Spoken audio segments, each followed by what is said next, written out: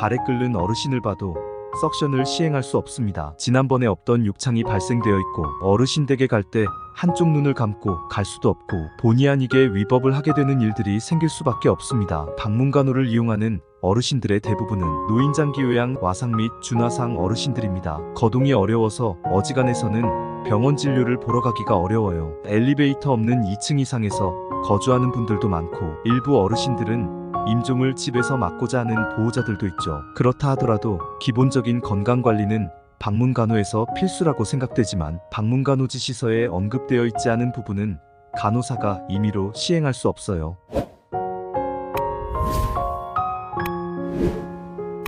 간호법의 개정이 점차적으로 대중의 관심을 끌고 있지만 현실적으로는 이에 대한 논의가 조용해지고 있는 것으로 보입니다. 특히 지역사회에서 활동하는 간호사들이 마주하는 한계와 어려움은 이러한 필요성을 더욱 강조합니다. 오늘은 지역사회 간호사로서 느끼는 간호법의 필요성을 말씀드리겠습니다. 저희 요기요양은 방문간호를 시행하고 있습니다. 방문간호는 지역사회에서 삶의 질을 높이는 중요한 서비스 중 하나입니다. 이는 간호사, 간호조무사 또는 치과위생사가 의사, 한의사 또는 치과의사에 의해 작성된 방문간호지시서에 따라 환자의 가정을 방문하여 간호, 진료보조, 상담, 구강위생 등을 제공하는 것을 의미합니다. 방문간호지시서에 적힌 대로 방문간호를 시행할 수 있어요. 그런데 문제는 여기 적힌 대로만 방문간호를 시행할 수 있다는 것입니다.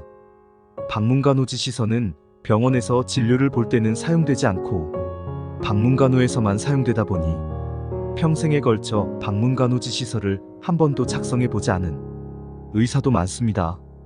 방문간호지시서를 어르신의 상황에 맞춰서 구체적으로 적어달라고 해도 평소 진료 시 처방할 때와 같은 수준으로만 처방을 하다 보니 어르신의 전반적인 상황을 고려하는 게 아닌 현재 상황에 맞춰서만 지시서를 작성해줍니다.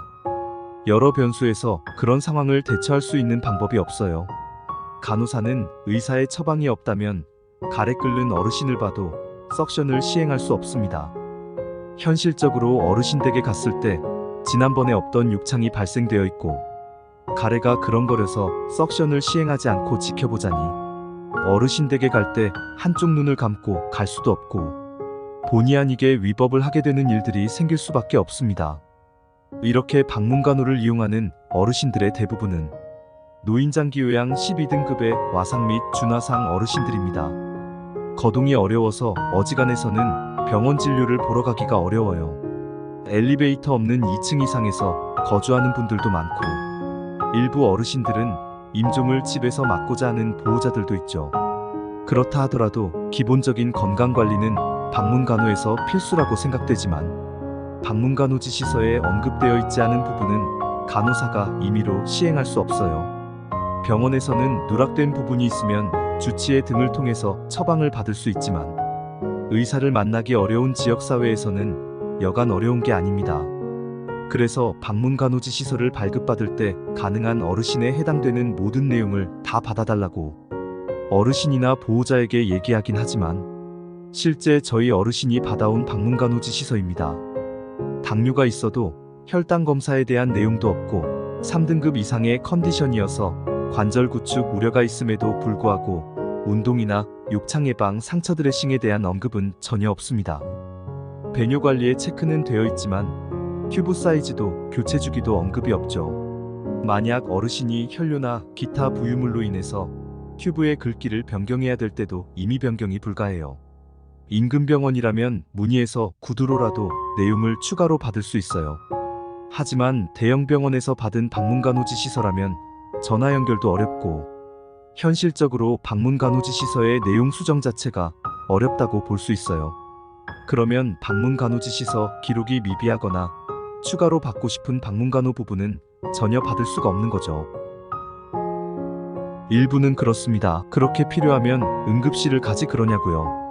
현실적으로 응급실 진료를 가기엔 거동이 너무 불편하고 1층으로 내려오기도 어려울 뿐더러 평소 컨디션상 바깥에 한번 다녀오는 게 스트레스고 컨디션의 변화를 야기하기도 해요. 지역사회에 있는 어르신들은 산소 포화도가 떨어져서 기존에 투여하던 산소 용량에서 잠시 늘리는 것도 처방이 없기 때문에 방문간호시 임의 제공이 안 됩니다. 모두 불법이에요. 기존에 있던 부위 외에 새로운 부위에 욕창이 발생해도 드레싱을 시행하면 안 되고요. 말도 안 되는 것을 요구하는 게 아니라 어르신의 상태에 맞춰서 필요한 부분은 수정을 받아야 되는데 그게 안 되고 어르신의 상태에 따라서 급하게 필요한 부분은 간호를 제공할 수 있어야 되지만 의료법의 장벽에 막혀서 시행 불가해요. 적어도 간호사의 재량으로 시행 가능한 범위가 있었으면 싶은 바람이며 이러한 지역사회 간호사들의 의견과 요구를 반영한 간호법의 제정을 희망합니다. 오늘은 의료법이라는 틀에 막혀서 방문간호를 제공하는데 어려운 점이 많은 부분을 지역사회 간호사의 입장에서 말씀드렸습니다. 끝까지 시청해주셔서 감사합니다.